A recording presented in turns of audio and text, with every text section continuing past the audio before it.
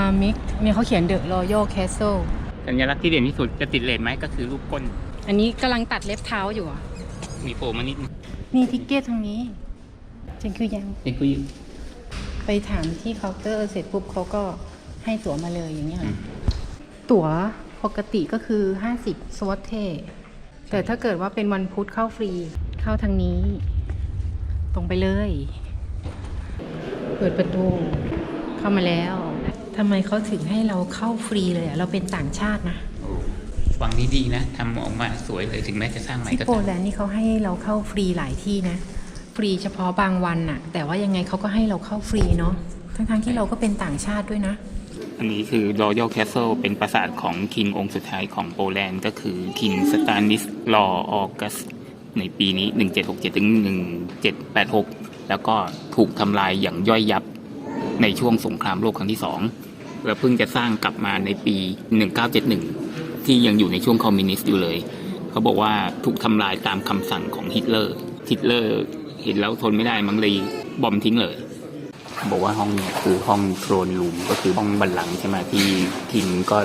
จะว่าราชการวังนี้เสียหายใช่ไหมฉะนั้นทั้งห้องเนี่ยถูกทำขึ้นมาใหม่ เราก็นึกว่าจะทำกันง่ายๆคือมันไม่ใช่จะก๊อปปี้กันง่ายๆส่วนใหญ่เขาทำมาใหม่จากโรมกับปารีสส่วนของตัวที่นั่งอะโทรนอะไอ้ข้างบนอะเขาบอกว่านาซีเนี่ยจิกไปฉะนั้นเขาก็ต้องทำมาใหม่อย่างดีเลยแล้วก็หลายอย่างก็พวกตัวนกอินทรีอะไรที่อยู่บนเพดานอะไรพวกเนี้ยก็ทำมาใหม่จากอเมริกายากนะก็ตรงนี้เขามีป้ายอยู่แต่ว่ารูปเยอะแยะเนี่ยมีบอกเบอร์แค่ไม่กี่อันก็เลยเดาว่าสงสัยไอ้ที่มีเบอร์นี่แหละคือของจริงที่ถูกขนย้ายไปส่วนไอ้ที่ไม่มีเบอร์ก็คือที่ทำขึ้นใหม่มันเป็นห้องนอนของคิงซึ่งเขียวๆคือเตียงเลยเมื่อก่อนเขานอนกันยังไงเตียงดูจะเล็กกว่าโซฟาไปอันนี้สร้อยอันนี้ดาบเนี่ยเป็นของคิงสตานิสลอนี่ก็จริงแต่ว่าได้มาจากแวร์ซายน์เหมือนว่าถูกเอาไปเก็บไว้ที่นั่นอะไรเงี้ยประมาณว่าเป็นของที่นี่แต่ถูกขายต่อไปเก็บไว้ที่วังแวร์ซายน์ที่ปราสาทเทรียนงเนี่ยซึ่งตอนเราไปเที่ยวเราเดินไปไม่ถึงนะแล้วก็ตอนนี้กลับมาอยู่ที่นี่เหมือนเดิมเสื้อเบอร์ 4ที่เป็นดาบด้วยเหมือนว่ามีการถูกขายต่อไปที่แวร์ซายน์ไง เขาไม่ได้บอกว่าขายต่อ เดาเอา เขาอาจจะยืมไปหรือว่าแสดงความเป็นเจ้าของอะไรอย่างนี้อันนี้ใช่โบสถ์ไหมข้างหน้าห้องเขาเขียนโบสถ์ไหม เขาเขียนชาเฟลน่าจะใช่ ทำไมในรูปมันมีเหมือนรูปโปด้วยอ่ะ ไหน ทางขวาเนี่ย โอ้นี่เขานับถือไม่เหมือนกันพวกนี้คือวิวของวอร์ซอถ้ามองจากฝั่งตรงนั้นข้ามคือฝั่งปราก้ามองเข้ามาที่เมืองเหมือนเราอยู่ฝั่งธนบุรีแล้วมองเข้ามาที่ฝั่งรัตนโกสินทร์อะไรเงี้ยไม่รู้ว่าปราสาทพวกนี้ปัจจุบันอยู่ที่ไหนหรือว่าถูกทำลายไปช่วงสงครามแล้วก็ไม่ได้สร้างใหม่ มีที่ปีนเขาด้วยอ่ะ ใช่ว่ะ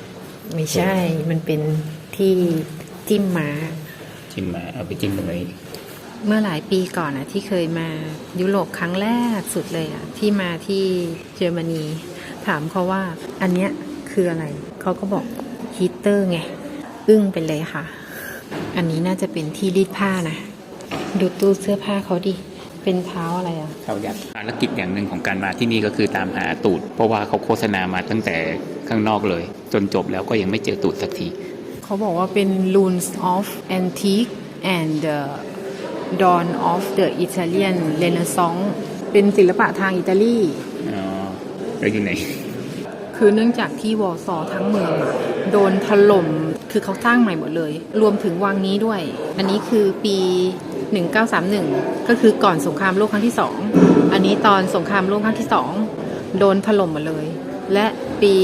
1984 ก็สร้างใหม่สวยงามก็Royal Palace เนี่ยเป็นปราสาทของคิงองค์สุดท้ายสตานิสลอออกัสเราก็ยังไม่รู้ว่าเป็นองค์สุดท้ายได้ยังไงแต่ว่าหลังจากนั้นก็คือรัสเซียเข้ามายึดครองในนั้นเนี่ยเราจะเห็นภาพว่าในยุคอดีตประมาณปี 1,500 กว่าที่บอกว่าสิ้นสุดราชวงศ์ก็คือประมาณก่อนปี 1,800ประมาณปี 1,500 กว่าราชวงศ์ของรัสเซียเคยมาคือมันมีรูปอยู่อะสวามิภักดิ์กับราชวงศ์ของโปแลนด์แต่อีก200กว่าปีถัดมากลายเป็นว่าโปแลนด์กลับถูกรัสเซียยึดครองซึ่งที่เราไปรัสเซียมาเราก็จำได้ว่ารัสเซียช่วงแรกๆเนี่ยซาองค์แรกๆยังอ่อนแออยู่เพราะว่ามีมองโกมาบุกทีนี้มองโกก็อยู่ไม่นานไม่กี่สิบปีมองโกก็สิ้นสลายคือมองโกนี่คือยึดไปทั่วเลยนะทั้งท้ายบนก็รัสเซียขวาล่างก็ยึดไปถึงจีนแต่อยู่ไม่กี่สิบปีเพราะว่าไม่ใช่นักปกครองไงก็สิ้นสุดไปทีนี้พอมองโกสิ้นสุดไปแล้วปุ๊บเนี่ยรัสเซียก็เปลี่ยนการปกครองใหม่แล้วก็แ ได้คนที่เรารู้จักกันดีก็คือพระเจ้าปีเตอร์มหาราชซึ่งทำให้พระเจ้าปีเตอร์เนี่ยขยายอาณาจักรของรัสเซียเยอะแยะตั้งแต่ตอนนั้นคือรัสเซียเริ่มยิ่งใหญ่เลยก็เป็นสาเหตุว่าทำไมหลังจากนั้นประมาณปี 1700 กว่าโปแลนด์เนี่ยถูกบุกโดยรัสเซียและยังโชคร้ายมีออสเตรียแล้วก็มีปรัสเซียอีกเข้ามายึดครอง3ด้านพร้อมกันรัสเซียก็เป็นสมัยของคนที่เรารู้จักกันดีพระนางเจ้าแคทเธอรีนมหาราชที่2ก็เลยกลายเป็นว่าหลังจากคิงองค์สุดท้ายของโปแลนด์ปุ๊บก็ถูกรัสเซียยึดครองที่นี่มาตลอดจนถึงสงครามโลกครั้งที่1โปแลนด์ก็เป็นอิสระรอบแรก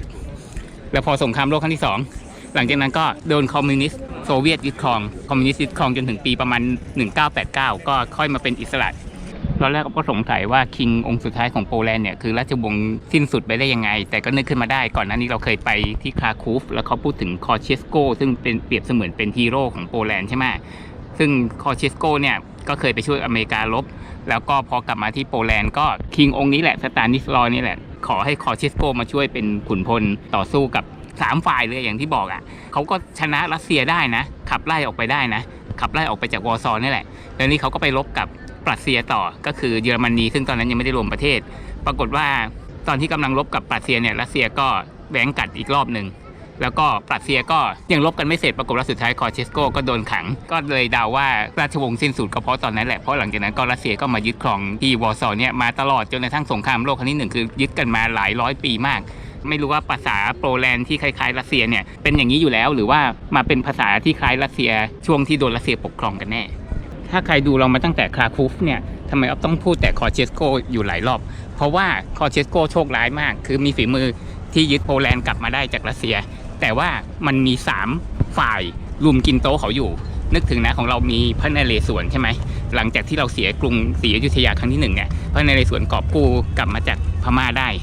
แต่ว่าจินตนาการว่าถ้าตอนนั้นไม่ได้มีแต่พม่าล่ะมีเขมรมีฝ่ายอะไรอีกฝ่ายหนึ่ง3ฝ่ายมารุมกินโต๊ะพระนเรศวรน่ะพระนเรศวรจะได้สืบต่ออยุธยาหลังจากนั้นไหมก็ไม่แน่พระนเรศวรอาจจะแพ้ก็ได้ใครจะไปรู้แต่ตอนนั้นมีแค่ฝ่ายเดียวไงอันนี้คอเชสโกนี่ชนะฝ่ายหนึ่งได้ยังเหลืออีก2ฝ่ายฉะนั้นกลายเป็นว่าสุดท้ายเขาก็กอบกู้ไม่ได้ไงแล้วโปแลนด์ก็ถูกปกครองอีกหลายร้อยปีอย่างที่บอก